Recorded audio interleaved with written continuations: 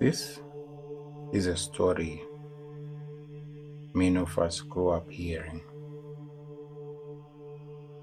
but no one ever proved. If you grew up in Bulawayo,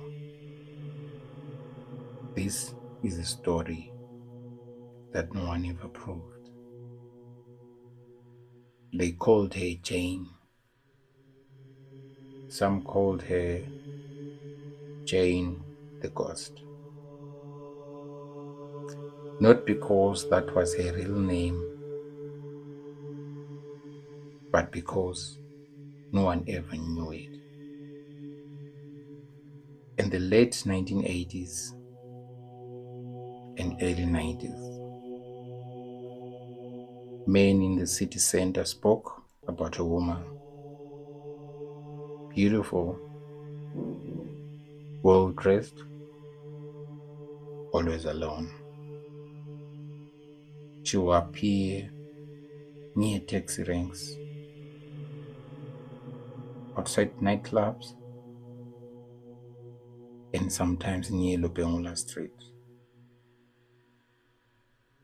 She never looked lost. She never looked desperate. She looked intentional. The story was always the same. A man would meet her. She would smile. They would talk. She would invite him back to her apartment,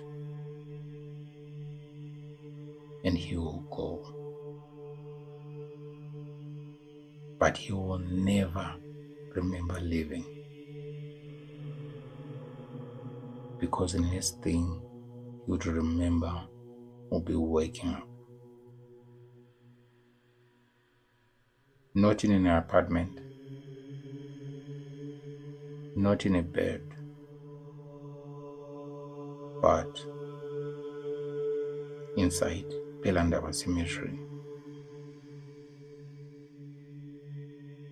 Shoes missing, wallet gone, the head pounding, alone between graves. I always thought it was just a moral story, a warning told to young men, until I started asking questions. I spoke to someone who claims his uncle was one of them. He said his uncle never spoke about that night again, but he refused to pass through Pelandaba after sunset for the rest of his life. Jane the Ghost. No police report, no missing person file, no official report, just stories. And the same name, Jane. So I started wondering, was Jane a ghost? Or was she something else? A setup? A game? A psychological episode? A shared hallucination? Or guilt dressed as a woman? I wonder. Tonight, I came to Pelandaba Cemetery, not to prove she exists,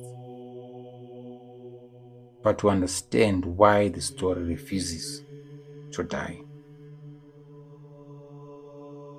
It's 3:17 a.m.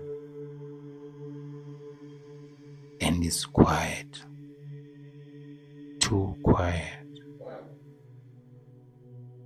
If Jane was ever real, she wouldn't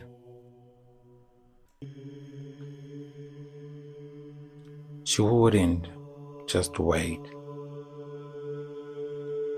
because the legends do not disappear. They evolve. Maybe Jane never took anyone. Maybe Maine followed her into something they already feared. Or maybe some of them never actually left the cemetery. The file remains open. Jane the ghost. Mystery or reality? You tell us.